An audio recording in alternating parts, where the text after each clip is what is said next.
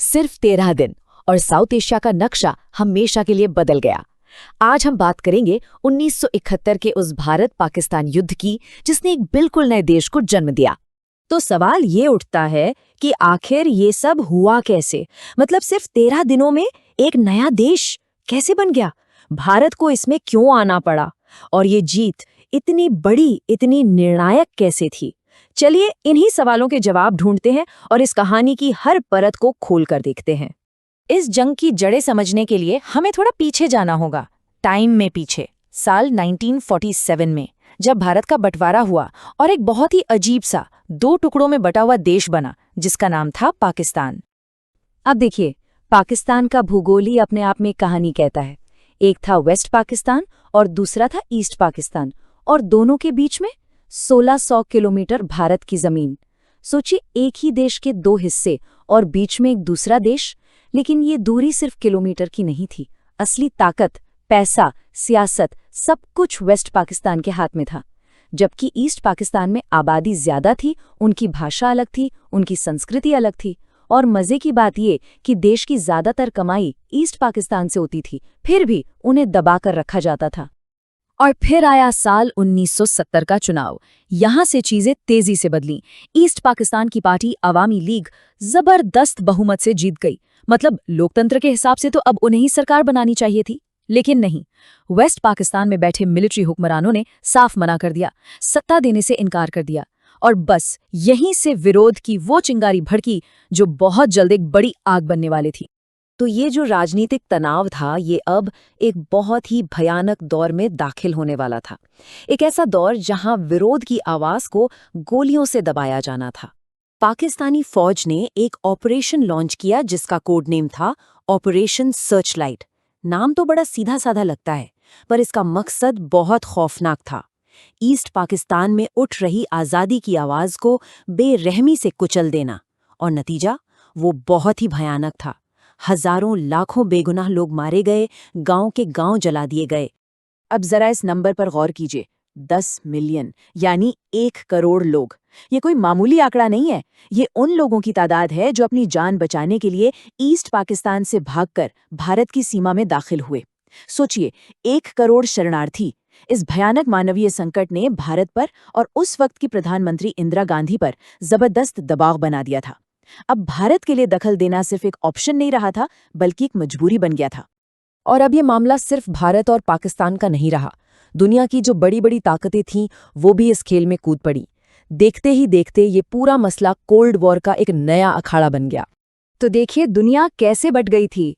एक तरफ थे अमेरिका और चीन, जो पाकिस्तान को सपोर्ट कर रहे थे, और दूसरी तरफ था सोवियत संघ, जिसने भारत का साथ देने का फैसला किया।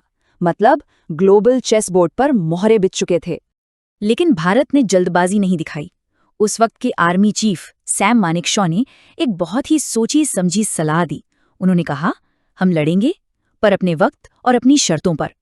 और वो वक्त था सर्दियों का, जब मौसम भारतीय सेना के हक में होता।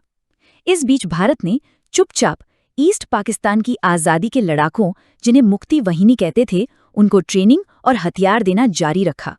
तैयारी पूरी हो रही थी। और फिर वो दिन आ ही गया। पाकिस्तान ने एक ऐसी गलती की जिसने जंग का बिगुल बजा दिया। 3 दिसंबर 1971 इस तारीख को पाकिस्तान ने भारत के कई एयरबेस पर एक साथ हवाई हमले कर दिए। उन्हें लगा वो भारत को चौंका देंगे, पर ये उनकी सबसे बड़ी भूल थी।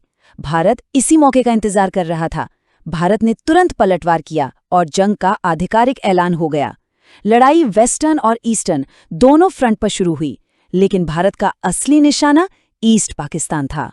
भारत की जो रणनीति थी वो कमाल की थी, एकदम बिजली की रफ्तार वाली, जिसे ब्लिट्जक्रीग कहते हैं।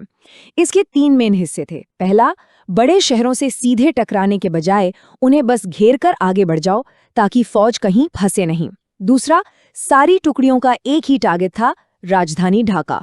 और तीसरा, इंडियन एयरफोर्स और नेवी ने आसमान और समंदर पर ऐसा कब्जा किया कि पाकिस्तानी फौज तक बाहर से कोई मदद पहुंचने या वहां से भागने के सारे रास्ते बंद हो गए।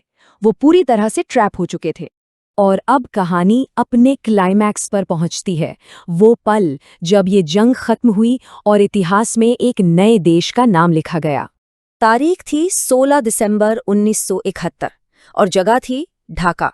ये तारीख और ये जगह दोनों इतिहास में हमेशा के लिए अमर हो गए।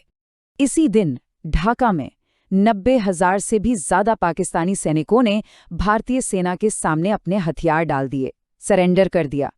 ये नंबर अपने आप में एक कहानी है, ईस्ट पाकिस्तान में पाकिस्तानी फौज की पूरी तरह से हार की कहानी। और ये कोई छोटा मोटा सरेंडर नहीं था। वर्ल्ड वॉर II के बाद ये इतिहास का सबसे बड़ा मिलिट्री सरेंडर था। इससे अंदाजा लगाया जा सकता है कि भारत की जीत कितनी बड़ी और कितनी जबरदस्त थी। तो आखिर में इस 13 दिन की जंग का असर क्या हुआ? असर बहुत गहरा और दूर तक जाने वाला था। दुनिया के नक्शे पर एक नया देश उभरा, बांग्लादेश।